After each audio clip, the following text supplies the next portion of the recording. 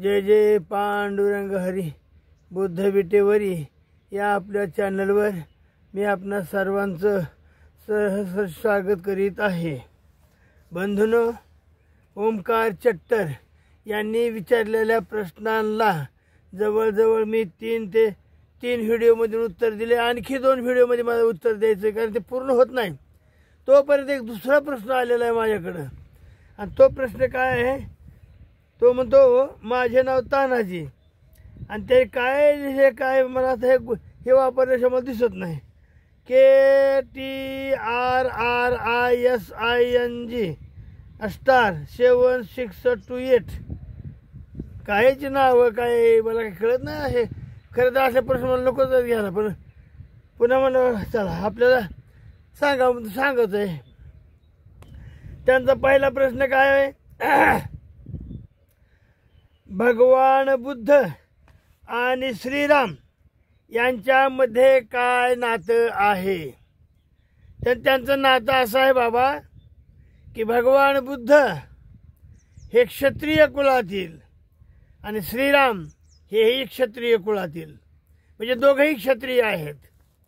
आणि विशेष म्हणजे काही ठिकाणी तुम्हाला शक्य वंश असा जरी शब्द असला तरी भगवान बुद्ध आणि श्रीराम यांचं जे गोत्र आहे ते क्षत्रिय तर आहे, पण इक्ष्वाकू ह्या तुमच्या वंशातून आलेले आहे ते वंश इक्ष्वाकू। आता मला बोलता येत ना, जी ओळख नाही तो तरी ओळखते ना माझ्या आता बोलायला। पहिल्यासारखं मला कडक भाषण करता येत नाही, आजारी पडलो त्याच्यामुळं तोंड थोडंसं।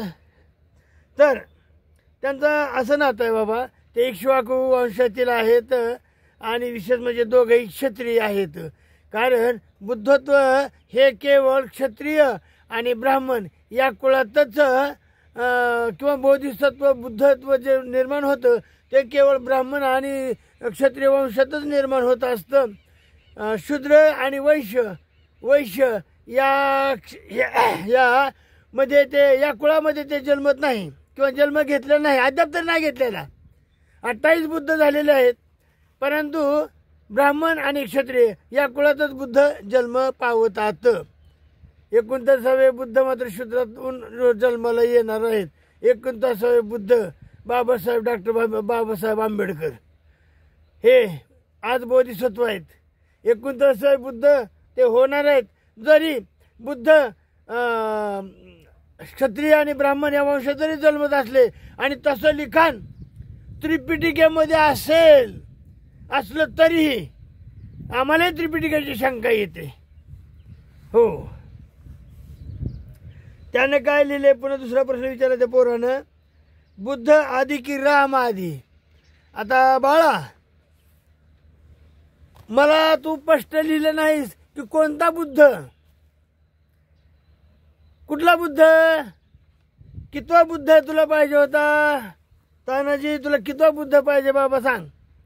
तू सांगितलं नाही तसं, त्याच्यामुळे हे उत्तर मी तुला देऊ शकत नाही। हां, मी तुला सांगतो आणखी तुझी कल्पना देतो तुला, अभ्यास तर करतच जा, कारण ह्याच्यावरून तू कळतं तुम्ही लोक अभ्यास करत नाहीत। हे बघ,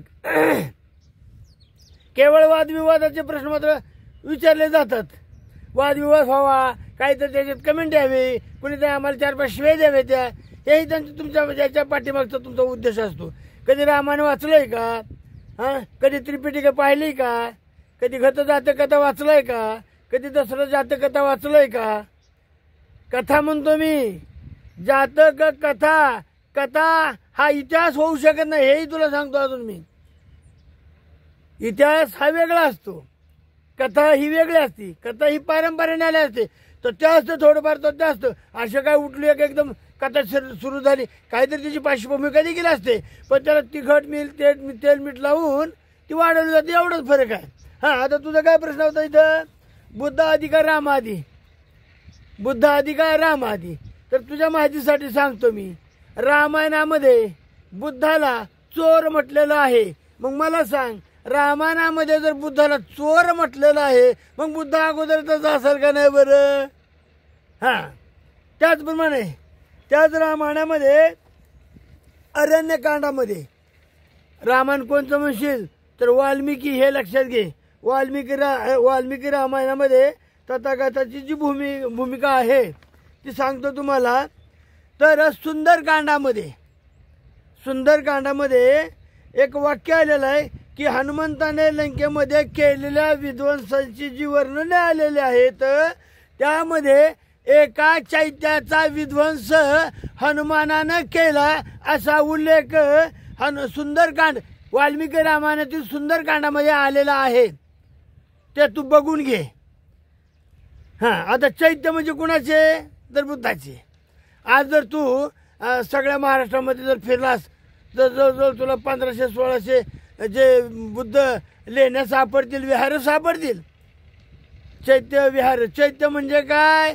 चैत्य म्हणजे जिथं फक्त स्तूपच असतो तो. आणि विहार म्हणजे काय? की ज्या ठिकाणी बुद्धांची मूर्ती कोरलेली आहे. वास्तविकमध्ये कोरकाम तर 7 कनिष्कांपासून ते 7वाण्यापर्यंत चालत आलेलं. अनेक राजांनी त्याच्यामध्ये भाग घेतलेला आहे. पण त्या चैत्यपाला तो चैत्याचा जो राखणदार होता त्याला आपण जसं आपण म्हणतो ना द्वारपाल वगैरे, तर तसं चैत्यपाल हाही होता एक त्याच्यामध्ये. म्हणजे तो ठार झाला. आता तो त्या बागेचा विध्वंस करत असताना हनुमंतानं सुंदरकांडामधल्या वर्णन सांगतोय मी दशरथ जातक कथेमधलं सांगत नाही, हेही तू लक्षात घ्या अजून. तर तिथं चैत्य प्रसादाची मोडतोड वगैरे केली हनुमंतानं असं वर्णन आलंय कुठं? सुंदरकांडामध्ये. मला सांग आता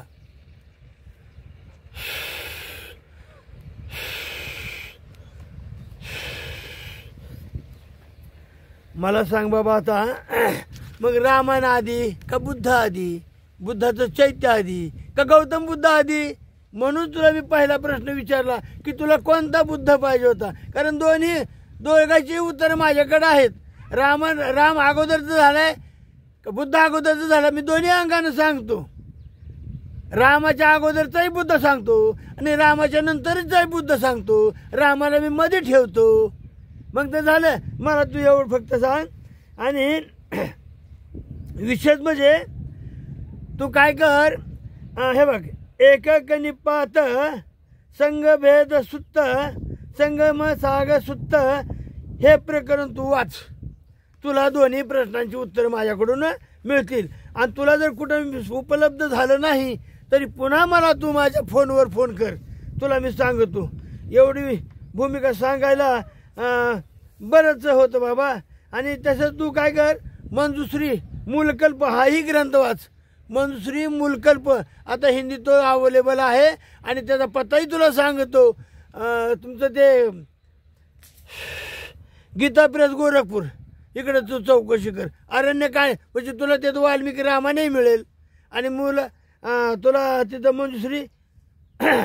त्याचप्रमाणे ज्यावेळी भरत आपल्या वडिलांचं निधनांची बातमी घेऊन येतो, हे वर्णन कशात आलंय? हेही वाल्मिकी रामायणामधलं जाय तुला सांगतोय. आणि दशरथ जातक कथा याच्यामध्ये आहे. म्हणजे बौद्ध कथेमध्ये आहे आणि रामायण कथेमध्ये देखील आहे. तर ज्यावेळी समाचार सांगायला भारत एकच आहे बरं का. पुन्हा अजून म्हणजे भारत कोण होता? दम भरतोय. तर दोन्हीमध्ये पाहून घे तू. आणि तुला नाही सापडलं मला विचार. मी आहे खंबीर सांगायला तुला. तू काळजी करू नको तानाजी. पण असली विचित्र नावं लिहू नको. तर ज्यावेळी भरत दशरथ राजांचा मृत्यू झाल्यानंतर, निर्वाण पावल्यानंतर ती खबर सांगण्यासाठी, हे दशरथ जातक कथेमधलं वर्णन सांगतोय मी तुला. तर ती खबर सांगण्यासाठी भरत पंडित राम यांच्याकडे येतो. आता मी पंडित हा शब्द का वापरला? प्रभू श्रीरामचंद्राचं नाव पंडित राम पंडित हे नाव दशरथ जातक कथे म्हणजे बुद्ध साहित्यामध्ये आहे. म्हणून मी ते तुला पंडित वापरला शब्द.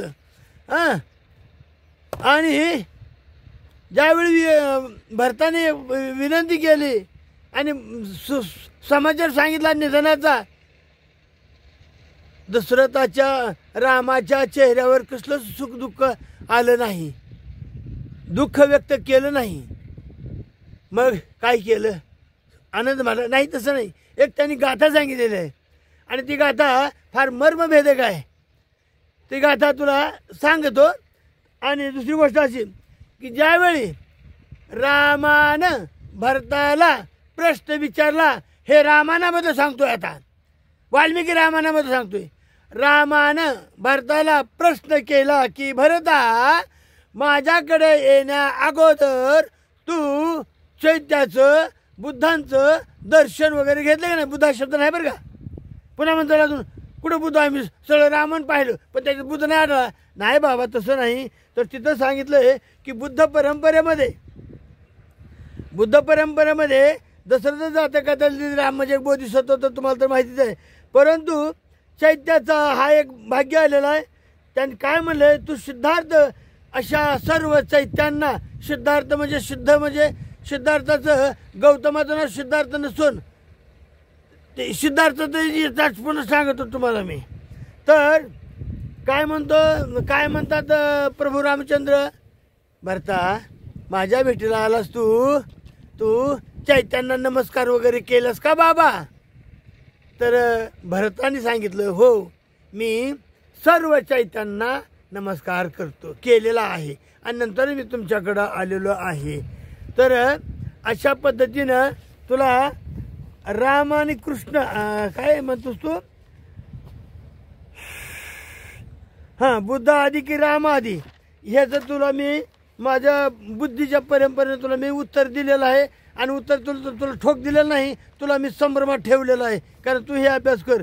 तुझा तिसरा प्रश्न काय बघू दे. डॉक्टर बाबासाहेब आंबेडकरांनी असं का म्हटलं होतं की मी राम आणि कृष्ण यांना देव मानणार नाही, त्यांची पूजा करणार नाही. 22 प्रतिज्ञेमधलं हे वाक्य परमपूज्य बोधिसत्व डॉक्टर बाबासाहेब आंबेडकर यांनी आमच्यासाठी दिलेलं आहे. हां, तर याचं उत्तर तू आता पुढच्या व्हिडिओमध्ये ऐक. माझा टाईम संपला. जय भीम, जय भीम, जय भीम.